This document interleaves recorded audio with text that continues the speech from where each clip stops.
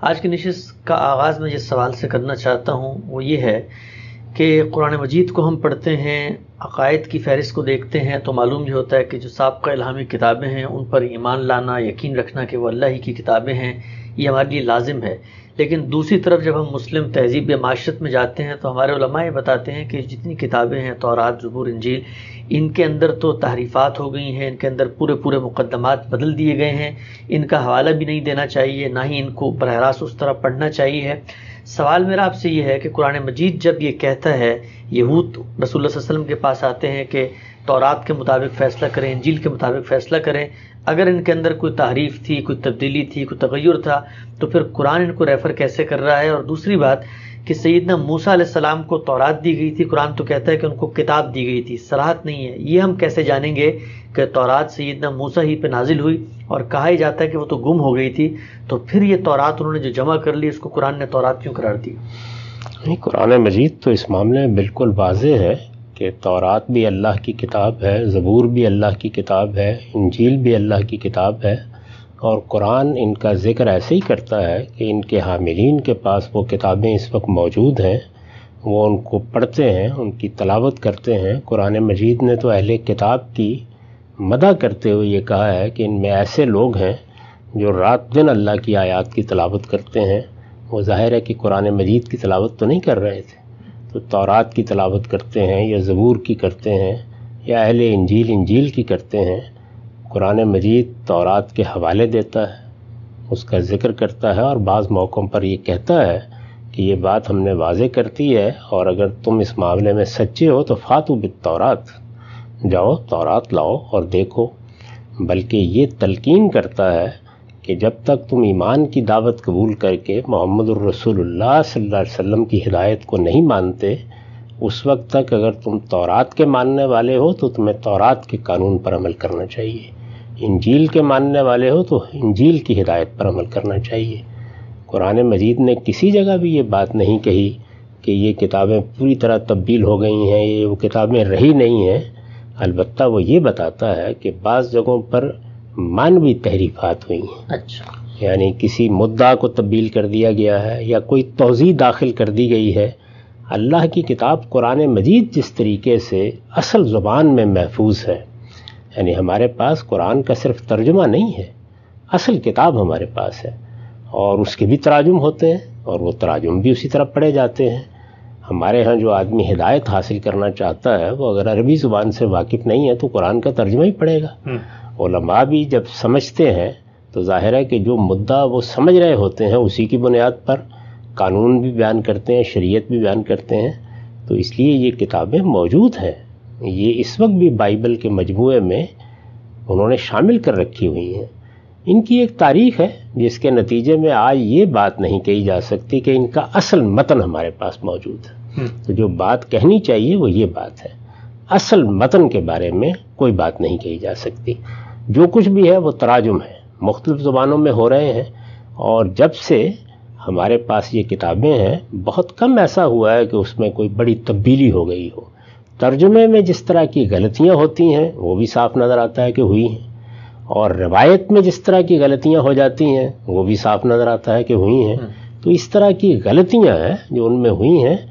ہمارے ہاں عام طور پر جن تحریفات کا ذکر کیا جاتا ہے ان کا ان کتابوں سے تعلق نہیں ہے، ان کا تعلق اصل میں بائبل ہسٹری سے ہے۔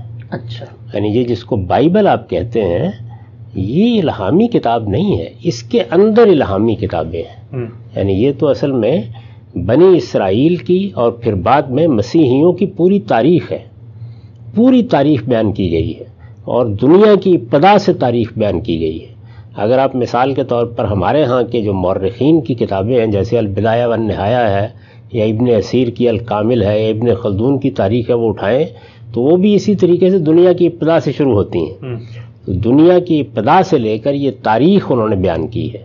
اس میں جب سیدنا ابراہیم کی بعثت کا موقع آتا ہے تو وہ سیدنا ابراہیم کے حالات بیان کرتے ہیں، پھر اس کے بعد جب تورات کے نزول کا موقع آتا ہے تو تورات آ جاتی ہے، پھر نبیوں کے صحائف آتے ہیں، پھر زبور کے نزول کا موقع آتا ہے تو زبور اس کا حصہ بن جاتی ہے۔ اسی طرح کی صورتحال اناجیل کے بارے میں ہے، اور اناجیل کے بعد اگر آپ دیکھیں تو رسالت مآب صلی اللہ علیہ وسلم کے جس طرح صحابہ ہیں، اسی طرح سے سیدنا مسیح علیہ السلام کے حواری جن کو رسول کہا جاتا ہے، گویا وہ ان کے پیغامبر ہیں، ان کے خطوط بھی آگے آپ کو مل جاتے ہیں، اور خاتمہ یوحنا عارف کے مکاشفے پر ہوتا ہے، جو ہے تو سیدنا مسیح کا مکاشفہ لیکن انہی کی نسبت سے بیان کیا جاتا ہے۔ تو یہ ساری تاریخ ہے، اس میں واقعات بیان ہوئے ہیں اس تاریخی کتاب میں۔ وہ تاریخی کتاب سیدنا لوط کا واقعہ بیان کرتی ہے، سیدنا نوح کا واقعہ بیان کرتی ہے، اس میں بعض کبھی چیزیں بھی ہیں، اور اسی طرح جو تاریخی حصہ ہے جیسے سلاطین ہے، جیسے سمول ہے، اس میں بھی بعض چیزیں بالکل خلاف عقل معلوم ہوتی ہیں۔ وہ چیزیں ہیں جن کا ذکر عام طور پہ لوگ کرتے ہیں۔ تورات کو آپ پڑھیے، زبور کو پڑھیے، انجیل کو پڑھیے، ایمان تازہ ہو جاتا ہے۔ ان کی دعوت، ان کا پیغام وہی ہے۔ بعض جگہوں پر البتہ توضیحی حواشی اصل متن کا حصہ بن گئے ہیں۔ تو یہ چیزیں ہیں۔ تو قرآن مجید بحیثیت مجموعی ان کی تصدیق کرتا ہے، ان کے حوالے دیتا ہے، ان کو پڑھنے کی طرف توجہ دلاتا ہے، ان کی بنیاد پر احتجاج کرتا ہے، یعنی حجت قائم کرتا ہے۔ یہ سب چیزیں قرآن مجید سے بالکل واضح ہیں۔ یہ جو عمومی تاثر پھیل گیا یہ بالکل غلط ہے۔ چند ضمنی سوالات ہم سب اسی موضوع سے متعلق پیش کرتا ہوں۔ یہ بتائیے گا کہ کہا جاتا ہے کہ جب ایمان کی بات کی گئی اور ہمارے پاس اصل مسودے یا متن موجود نہیں ہیں، تو پھر یہ کیوں نہیں کہا جا سکتا کہ ہم ذہنی طور پہ، معنوی طور پہ ایمان لائیں گے کہ اللہ کی کوئی کتابیں یہ تھیں؟ کیونکہ یہ جو کتابیں ہیں یہ تو ہم پورے یقین سے، وثوق سے نہیں کہہ سکتے کہ یہ وہی کتابیں ہیں کیونکہ ترجمہ ہوا تھا، تو ہم ان پر کیوں ایمان لائیں؟ ہم تو ذہنی طور پر ان کتابوں پر ایمان لائیں جو کہیں نازل ہوئی، اگر کہیں ہمیں اصل مسودہ مل گیا تو ہم اس کو پڑھ بھی لیں گے۔ یہ تو تراجم ہے، اس میں تاریخ کا بھی اختلاط ہو چکا ہے، ہماری تعریفات بھی ہیں، یہ کیسے ہمارے لیے ریلیونٹ بنتی ہے؟ یہ بات تو ٹھیک ہی نہیں ہے کہ آپ ان پر ایمان لائیں۔ آپ تورات پر ایمان لاتے ہیں، انجیل پر ایمان لاتے ہیں، زبور پر ایمان لاتے ہیں، اور یہ کہتے ہیں کہ یہ اللہ کی کتابیں تھیں جو ان پیغمبروں پر نازل کی گئیں اور ان میں اللہ کی ہدایت تھی۔ ایمان کا مطلب یہ ہے۔ اس کے بعد یہ کہ یہ کتابیں کہاں پائی جاتی ہیں، یہ تاریخ کا مسئلہ ہے۔ تو اس میں اصل کتابوں کو دیکھا جائے گا، ان کا موازنہ کیا جائے گا۔ قرآن مجید جہاں ان کتابوں کے بارے میں کوئی معلومات دیتا ہے، ان کا حوالہ دیتا ہے، اس کے لحاظ سے دیکھا جائے گا۔ تو قرآن مجید کے بارے میں نے آپ کو بتایا کہ وہ انہی کتابوں کی جو اس وقت ہمارے پاس موجود ہیں تصویب کرتا ہے بحیثیت مجموعی، ان کی طرف توجہ دلاتا ہے، ان کے حوالے دیتا ہے۔ یہ کہتا ہے کہ ہم نے زبور میں فلاں مدعا کو بیان کرنے کے بعد یہ لکھ رکھا ہے، ہم نے تورات میں فلاں بات بیان کی ہوئی ہے، ہم نے انجیل میں یہ بات بیان کی ہوئی ہے، اس میں جو نبی صلی اللہ علیہ وسلم کے بارے میں پیشین گوئیاں ہیں یا دوسری چیزیں ہیں ان کا ذکر کرتا ہے، اور یہ کہتا ہے کہ تورات میں نور ہے، اس میں ہدایت ہے، یہی بات انجیل کے بارے میں کہتا ہے۔ اور میں نے آپ سے عرض کیا کہ سورہ مائدہ میں اس وقت جو اہل انجیل موجود ہیں اور جو تورات کے ماننے والے موجود ہیں، یعنی یہود و نصارہ، ان کو یہ کہتا ہے کہ ان میں اللہ کا حکم ہے، عندکم التورات فیہ حکم اللہ۔ تو وہ جو تورات ان کے پاس موجود ہے، عندکم تمہارے پاس موجود ہے، اس میں کہہ رہا ہے فیہ حکم اللہ۔ اچھا، یہ تو نہیں کہہ رہا کہ وہ ہمارے ذہن میں جو تورات ہے اس میں اللہ کا حکم ہے۔ تو اللہ کی ہدایت، اللہ کا حکم ان میں موجود ہے، البتہ وہ اس کے ساتھ یہ بتاتا ہے کہ اس میں یہ معاملات ہوئے ہیں، اور یہود کے علماء نے یا بعض دوسرے لوگوں نے اس طرح سے بعض چیزوں کی غلط تعبیرات کی ہیں۔ اسی وجہ سے محتاط اہل علم تو مانوی تحریف کا ذکر کرتے ہیں، یعنی بعض موقعوں کے اوپر مدعا الٹ دیا گیا ہے، سیاق و سباق سے بات کو ہٹا دیا گیا ہے، کوئی توضیحات اس میں اصل حکم کا لازمی حصہ بنا دی گئی، اس طرح کی چیزیں۔ تو ہم ایمان رکھتے ہیں کہ یہ اللہ کی کتابیں تھیں، یہ اللہ کی کتابیں ہیں، اس کے ساتھ اس تاریخی حقیقت کو بھی جانتے ہیں کہ ان کا اصل متن موجود نہیں ہے، یہ تراجم ہے۔ تراجم میں ظاہر بات ہے کہ انسان کا فہم داخل ہو جاتا ہے۔ جس طرح قرآن کے ترجمے کو بھی آپ قرآن مجید کے متبادل کے طور پر تو نہیں پیش کر سکتے، تو یہ ساری چیزیں اس کے ساتھ بیان کی جاتی ہیں، لیکن وہ اللہ کے حکم کو لیے ہوئے ہیں، اللہ کی ہدایت کو اپنے اندر لیے ہوئے ہیں۔ یہ خود قرآن نے ہمیں بتا دیا ہے، ان کو اسی ذوق سے پڑھنا چاہیے، اسی طرح دیکھنا چاہیے۔ حتمی حجت البتہ قرآن مجید کو حاصل ہوگی، اور وہ علمی طور پر بھی اسی کو حاصل ہونی چاہیے، اس لیے کہ ابراہیمی روایت میں وہ آخری کتاب ہے، اور وہی ایک کتاب ہے کہ جو بالکل اللہ تعالیٰ کے الفاظ میں ہمارے پاس موجود ہے۔ تو قرآن نے اس کو بھی بیان کیا ہے سورہ مائدہ میں، یہ کہا ہے کہ یہ کتاب اب مہیمن علیہ ہے، یعنی جو کچھ بھی اس سے پہلے اللہ کی ہدایت موجود ہے اس کے لیے یہ مہیمن ہے، یہ کتاب جو ہے یہ فیصلہ کن ہے، اس کو آخری اتھارٹی حاصل ہے۔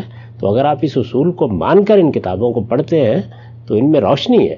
اگر آپ کو توحید کے اطلاقی مفاہیم سمجھنے ہیں، وہ ظاہر قرآن میں اس طرح زیر بحث نہیں آئے، تو تورات کو پڑھیے، وہ بتائے گی کہ ایک مسلمان قوم میں جب بگاڑ پیدا ہوتا ہے تو توحید کے معاملے میں کیا خرابیاں آتی ہیں۔ اسی طرح اگر آپ یہ جاننا چاہیں کہ دین میں، دین کے شرح و وضاحت میں علم کیا مسائل پیدا کرتا ہے، مذہبی پیشوا کیا مسائل پیدا کرتے ہیں، اور اگر کوئی مسلمان قوم بگاڑ میں مبتلا ہو جائے تو اس میں مذہبی تعبیرات سے کیا خرابیاں پیدا ہوتی ہیں، تو انجیل کو پڑھنا چاہیے۔ انجیل میں جو پہاڑی کا باز ہے، سرمن آف دا ماؤنٹ، وہ تو ایک ایمان افروز چیز ہے، پڑھیے اس کو۔ اس میں در حقیقت اس وقت جو مسیحیت ہے اس کی پوری تردید کر دی گئی ہے، اور موجودہ مسیحیت کے جو بنیادی مقدمات ہیں، یعنی سیدنا مسیح کی الوہیت کا عقیدہ یا کفارے کا عقیدہ یا نسخ شریعت کا عقیدہ، آپ کو تورات میں، انجیل میں کوئی شائبہ بھی ان عقائد کا نہیں ملتا۔ وہ بالکل وہی دین بیان کرتی ہیں جو تمام نبیوں کا دین ہمیشہ سے رہا ہے۔ اسی پس منظر میں قرآن نے سب نبیوں کی ہدایت کا ذکر کر کے رسول اللہ صلی اللہ علیہ وسلم کو یہ کہا ہے کہ فَبِهُدَاهُمْ اقتدِي، آپ بھی اسی ہدایت کے پیروکار رہیں۔ سر بہت ہی وضاحت سے آپ نے بات بتائی۔ میں یہی سوال ابھی پوچھنے والا تھا کہ جب ہم یہ کہتے ہیں کہ جو دین کا مجموعی سٹرکچر ہے ان کے ہاں بھی اس میں جو مقدس کلام موجود ہیں کتابوں میں، ان میں کوئی تعریف نہیں ہمیں نظر آتی، تو یہ جو موجودہ مسیحیت کے بنیادی عقائد ہیں، حلیت مسیح یا تثلیث یا کفارہ یا نسخ شریعت کا آپ کی نظر رہی الہامی کتب کے اوپر، تو وہ استدلال تو کہیں نہ کہیں سے کر رہے ہوتے ہیں۔ خدا باپ کہہ رہے ہوتے تو کہتے ہیں دیکھیں کہ بیٹا ہے، تو استدلال تو کہیں نہ کہیں ان سب چیزوں کا وہ لا رہے ہوتے ہیں بائبل میں۔ یہ اس طرح کے استدلالات تو تمام ضلالتوں کے لیے قرآن مجید سے بھی کیے جا رہے ہیں کہ ہم مسلمان نہیں کرتے۔ وہ کون سی چیز ہے کہ جس کا ماخذ قرآن مجید سے لوگ آپ کو تلاش کر کے نہیں دے دیتے؟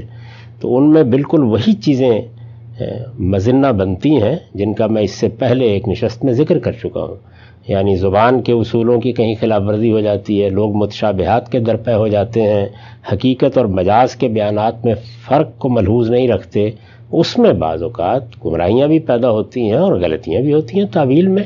وہ دنیا کی ہر کتاب میں ہوں گی، جب تک انسان موجود ہے یہ ہوگا۔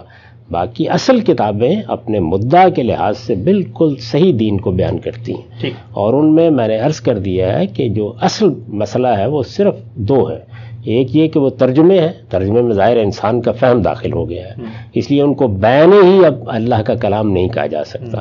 اور دوسری چیز کیا ہے؟ دوسری چیز یہ ہے کہ بعض جگہوں پر ترجمے میں اور بعض جگہوں پر کسی چیز کو بیان کرنے میں توضیحات، تشریحات یہ داخل ہو گئی ہیں۔ ہم دیکھیے قرآن مجید کا ترجمہ کرتے ہیں تو اپنے فہم کے لحاظ سے بعض اوقات قوسین میں کسی چیز کا اضافہ کر دیتے ہیں، تو اگر ان کو ہٹا دیا جائے تو وہ اصل کلام کا حصہ بن جائے گا۔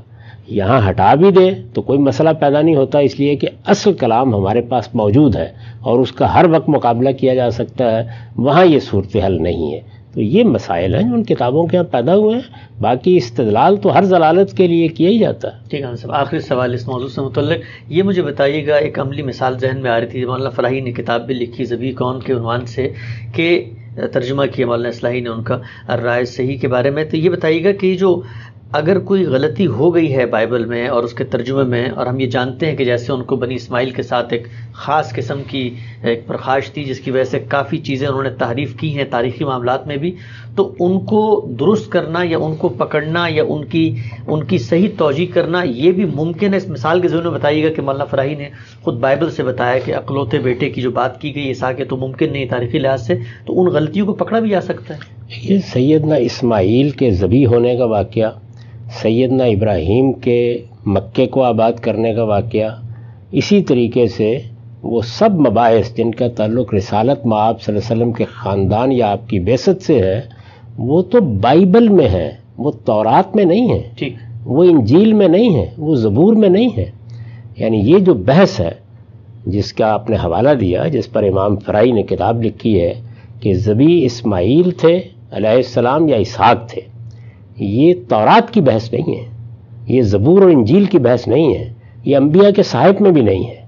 میں نے اس سے پہلے عرض کیا کہ بائبل اصل میں ایک مجموعہ ہے، جیسے ہمارے ہاں تاریخ کی کتابیں ہیں ویسے ہی تاریخ کی کتاب ہے۔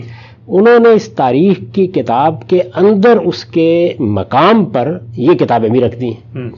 تو اس کے اندر تورات ہے کوئی 70-80 صفحے کی، اس کے اندر انجیل ہے کوئی 50-60 صفحے کی.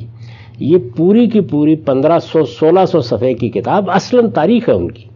تو یہ جتنی بحث ہے یہ تاریخ کے بارے میں ہے، اور اس تاریخ میں جو غلطی انہوں نے کی ہے کسی موقع کے اوپر، اس کو پہلے بھی محققین بیان کرتے رہے ہیں، اور امام فرائی نے بھی خود ان کی اپنی تحریروں سے اور خود بائبل کے اپنے بیانات سے یہ بتا دیا ہے کہ اس میں کیا تضادات واقع ہو گئے ہیں. وہ کتاب، اس میں کوئی شک نہیں ہے کہ پڑھنے کی کتاب ہے اور بڑی غیر معمولی کتاب ہے. اس میں انہوں نے استدلال کر کے یہ بتایا ہے کہ خود بائبل بھی اسی بات کی شہادت دیتی ہے کہ اسماعیل ہی ذبح تھے، اور یہ اسماعیل کی جگہ اسحاق کا نام داخل کیا ہے. تو یہ دیکھ لیجئے کہ خود ان کی اپنی تحریر میں اس سے کیا تضادات اور کیا تناقضات پیدا ہو گئے ہیں، یہ انہوں نے بتایا. لیکن یہ حصہ تاریخ کا حصہ ہے، یہ الہامی حصہ نہیں ہے. یعنی الہام یا کتاب یا اللہ کا نازل کردہ کلام وہ یہ ہے ہی نہیں، اس کے بارے میں یہ دعویٰ ہی نہیں کیا جاتا. یہ اسی طرح کی کتاب ہے جیسے البدایہ والنہایہ ہے، جیسے ابن خلدون کی تاریخ ہے، اس میں البتہ وہ کتابیں بھی شامل ہیں.